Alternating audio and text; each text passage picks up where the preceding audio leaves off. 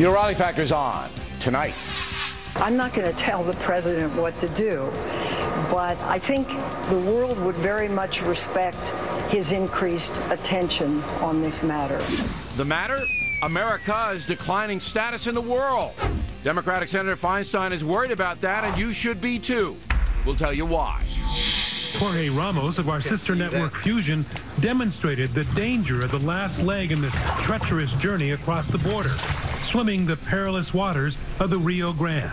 The border controversy continues to rage. National Guard on the way in Texas, but the kids just keep on coming. We'll have an update tonight.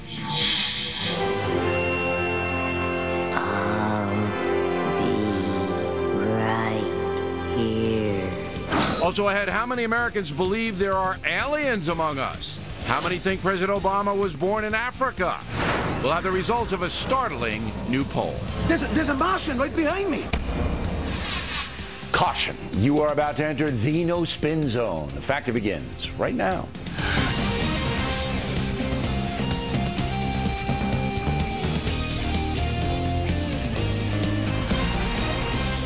Hi, I'm Bill O'Reilly. Thanks for watching us tonight. How some Americans are giving President Obama cover as the nation declines. That is the subject of this evening's Talking Points memo.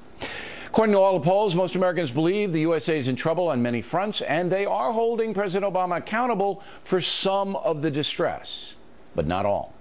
The President understands many Americans are not paying attention to what's happening overseas. It's all too distant and complicated. In fact, a recent Pew poll, a majority do not even want to fight terrorists who are surging in Iraq.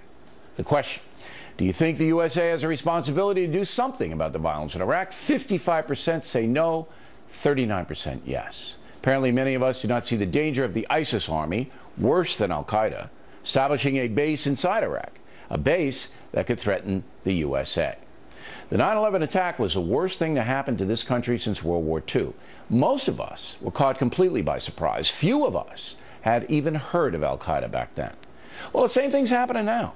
Most Americans don't know what the ISIS army is. They don't know that Iran is close to having a nuclear weapon. And they don't know that Israel's pretty much saying it will not tolerate a nuclear Iran, and war may be looming. New York City, right here, the media capital of the world. So we asked some of the folks who live in the city about crucial issues overseas. Do you have any idea of what's happening in the Middle East and in Iran right now? No. I mean, I know there's a lot of stuff going on, but I don't like to pay attention to it. Not quite sure about what's happening there.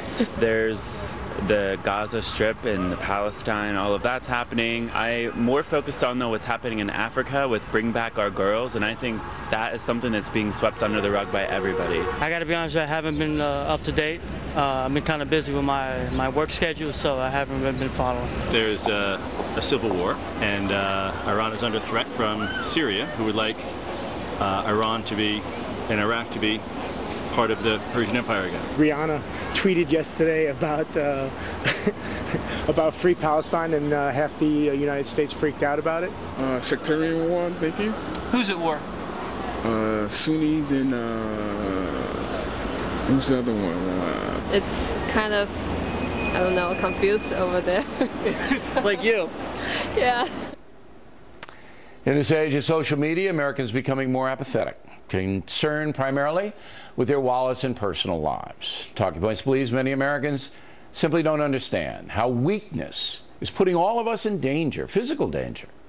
In 1962, President Kennedy wrote a letter to the commander of the American Legion which said, quote, "We must be strong so that weakness does not tempt hostile nations into miscalculations."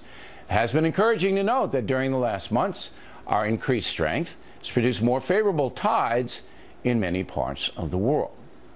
JFK knowing that peace through strength is the only way security happens. I wish President Obama knew that.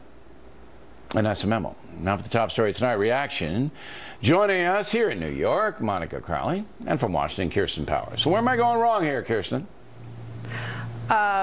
Well, look, I don't think you're going wrong anywhere if you're saying that Obama isn't as engaged as he should be. I think that he, let's remember, before the election, he had actually quite high ratings on foreign policy, and they've come down a lot, I think, because Americans feel that there's a lot of chaos in the world and that they think that he's not engaged.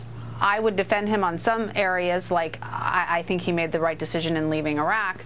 In other areas, I would say that he hasn't been engaged. Wouldn't you, in hindsight, though, left maybe 25,000 American troops there? That wouldn't that have been the responsible thing to do? Well, he couldn't do that because there was no status of forces that's real agreement. debatable. So that's real debatable. Whether that could have happened or not. Yeah, so. And I think there's also the problem of the fact that the American people absolutely wanted those troops out of there. Okay, and that's the point I'm trying to make. In large part to do that. I'm trying to make that point. The American people don't know what the deuce is going on in the world, and they don't. And you say? Well, but that's where leadership comes in, because sometimes you have to do what's unpopular with your own people in order to advance and protect your nation's interests. And we don't see that happening, at least in the recent past here with the president. You played all of these clips, and I think there are a lot of things going on with the American public. First, I think they're world weary. You know, after over a decade of constant threats and war, people are burnt out. The economy has been so bad for so long, they're worried about their own job and economic status. Valid. But I also think, and Jesse Waters does this every week, and we all kind of have a chuckle at it, but this is a really serious issue. There are a lot of low information voters out there, people who either don't know or don't care to know about what's going on in the world and what's going on in the country. But that gives President Obama cover, Kirsten, in the sense that his approval rating and job approval rating is hovering around 40%. Has not gone below. It may this week as new numbers come in. But he doesn't, I don't think he's feeling pressure about ISIS army or about Iran nukes. I mean, they extend the negotiations for another 4 months by giving the Iranians, did you know this, Kirsten? They had to give the Iranians $2.8 billion. They had to bribe them to continue the negotiation. I mean, it's outrageous. Who knows that? Nobody knows it but me. You didn't know it. I could tell by your body language and face you didn't know it. I mean, but the United States has bribed Iran to continue negotiating a deal they're not going to live up to. How insane is this? And nobody knows. It's distressing me. Was it an actual bribe, like a pile of money under the table bill? No, or what it was is that they aid froze $100 billion in assets, and they released 2.8 of the assets if they would continue. So it's the same thing. It's a bribe. And I'm not saying that people should be like me. I make a living doing this. I'm paid to do it. But when you don't know anything, the president knows you don't know anything, and he knows there's no pressure from the public. While there is pressure on the border, everybody knows that. I don't think that those people were necessarily representative of all Americans. They were. I think that there are plenty of Americans. I told Waters. I told them to find a cross section. Don't pre-interview. Okay. They were.